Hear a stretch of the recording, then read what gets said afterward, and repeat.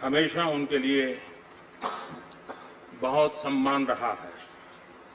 मैंने महसूस किया है हरिवंश जी के लिए जो सम्मान और अपनापन मेरे मन में है, इन्हें करीब से जानने वाले लोगों के मन में है, वही अपनापन और सम्मान आज सदन के हर सदस्य के मन में भी है।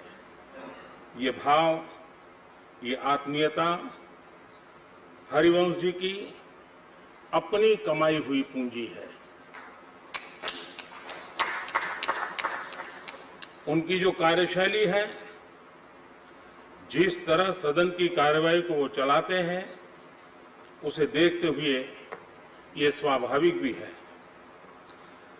सदन में निष्पक्ष रूप से आपकी भूमिका लोकतंत्र को मजबूत करती है।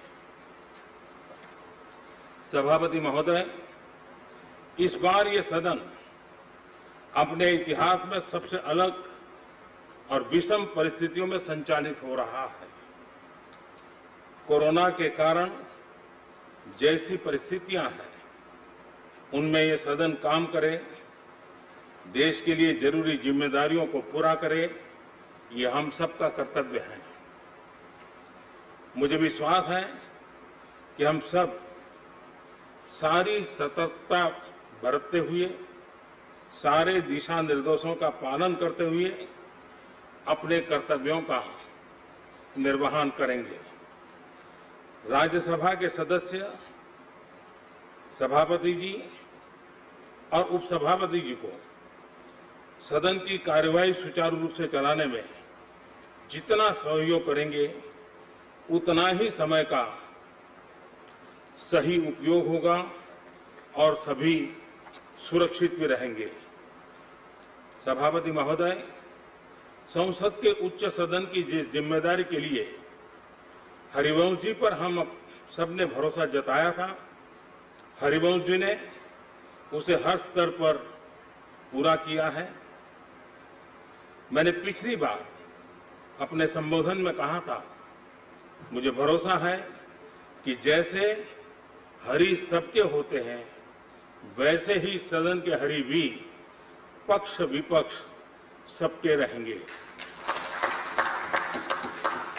सदन के हमारे हरिवंश जी इस पार और उस पार सबके ही समान रूप से रहे, कोई भेदभाव नहीं, कोई पक्ष विपक्ष नहीं। मैंने ये भी कहा था कि सदन के इस मैदान में खिलाड़ियों से ज्यादा अंपायर परेशान रहते हैं। नियमों में खेलने के लिए सांसदों को मजबूर करना बहुत चुनौतीपूर्ण कार्य है।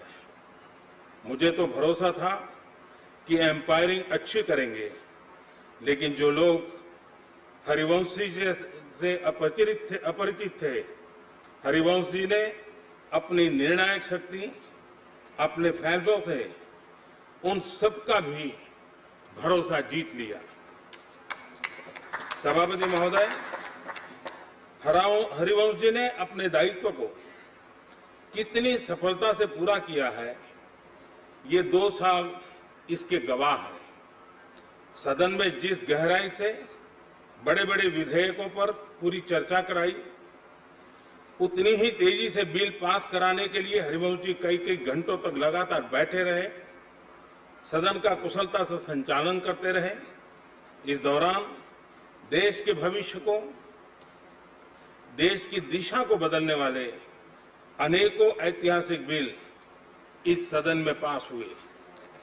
पिछले साल ही इस सदन ने 10 साल में सर्वाधिक प्रोडक्टिविटी का रिकॉर्ड कायम किया है।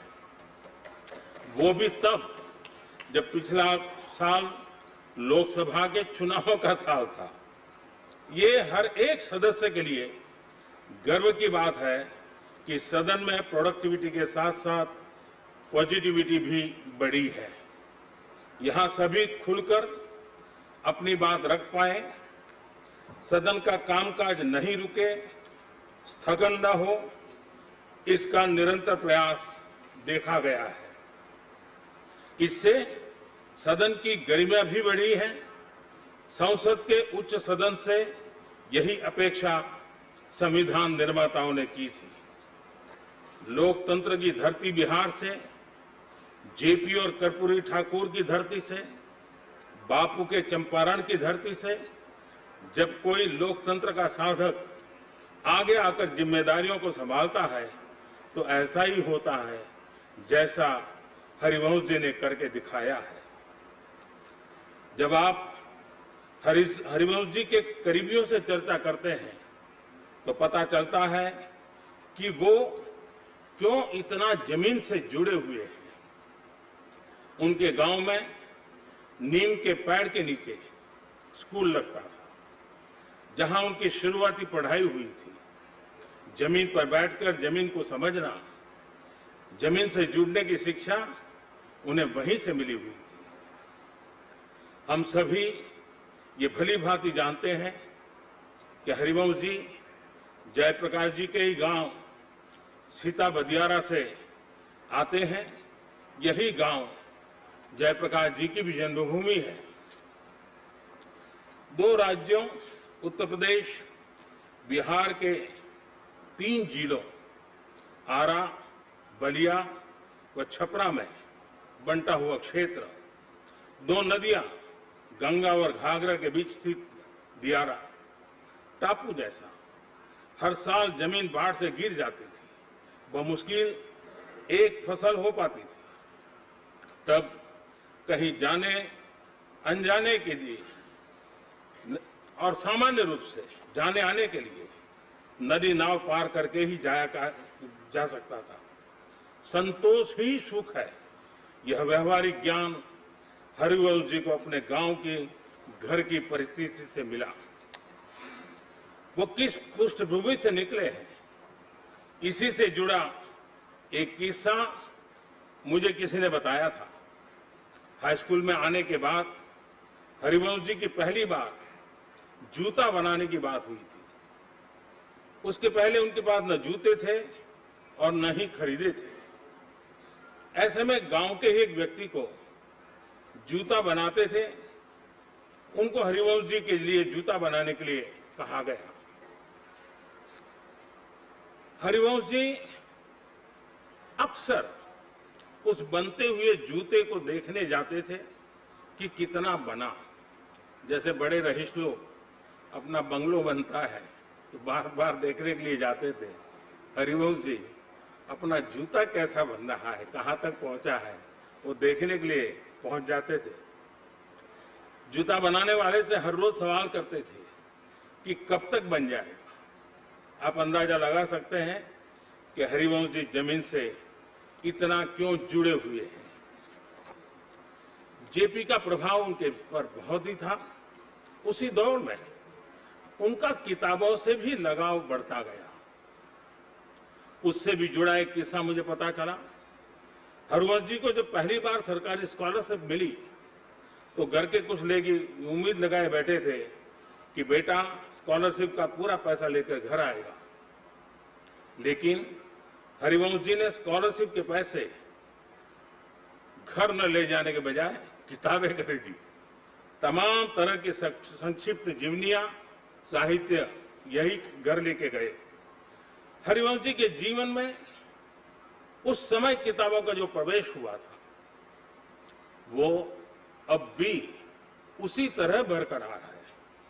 सभापति महोदय, करीब 4 दशक तक सामाजिक सरोकार की पत्रकारिता करने के बाद हरिवंश जी ने 2014 में संसदीय जीवन में प्रवेश किया था। सदन के उपसभापति के तौर पर हरिवंश जी ने जिस तरह मर्यादाओं का ध्यान रखा, संसद सदस्य के तौर भी उनका कार्यकाल उतना ही गरिमापूर्ण रहा है। बतौर सदस्य तमाम विषयों, चाहे वो आर्थिक हो या सामरिक सुरक्षा से जुड़े, हरिवंश जी ने अपनी बात प्रभावी ढंग से रखी थी। हम सब जानते हैं, शालीन लेकिन सारगर्भित ढंग से बात रखना उनकी पहचान है। सदन के सदस्य के तौर पर उन्होंने अपने उस ज्ञान अपने उस अनुभव से देश की सेवा का पूरा प्रयास किया है। हरिवंश जी ने सभी अंतर्राष्ट्रीय पटलों पर भारत की गरिमा, भारत के कद को बढ़ाने का काम भी किया है। चाहे वो इंटर पार्लियामेंट्री यूनियन की तमाम बैठकें हों या फिर दूसरे देशों में भारतीय संसदीय प्रतिनिधिमंडल के रूप में सदस्य के तौर पर भूमिका का निर्वाह हो, हरिवंश जी ने ऐसी हर जगह भारत और भारत के संसद का मान बढ़ाया है। सभापति महोदय, सदन उपसभापति की भूमिका के अलावा हरिवंश जी की राज्यसभा की कई समितियों के अध्यक्ष भी रहे। ऐसी तमाम समितियों के अध्यक्ष के तौर पर हरिवंश जी ने समितियों के कामकाज को बेहतर बनाया है, उनकी भूमिका को प्रभावी ढंग से रेखांकित किया है। मैंने पिछली बार भी बताया था कि हरिवंश जी कभी बतौर पत्रकार हमारा सांसद कैसा हो, ये मुहिम चलाते रहे। सांसद बनने के बाद उन्होंने इस बात के लिए भरपूर प्रयत्न किया कि सभी सांसद अपने आचार व्यवहार से और कर्तव्यनिष्ठ बने। सभापति महोदय, हरिवंश जी संसदीय कामकाज और जिम्मेदारियों के बीच भी एक बुद्धिजीवी और विचारक के तौर पर भी उतना ही सक्रिय रहते हैं। आप अभी भी देश भर में जाते हैं, भारत की आर्थिक, सामाजिक, सामरिक और राजनीतिक चुनौतियों के बारे में जनमानस को जागरूक करते हैं। इनके अंदर का पत्रकार, लेखक ज्यों का त्यों बना हुआ है। उनकी किताब हमारे पूर्व प्रधानमंत्री श्रीमान चंद्रशेखर जी के जीवन को बारीकी से उभारती है, साथ ही हरिवंश जी की लेखन क्षमता को भी प्रस्तुत करती है।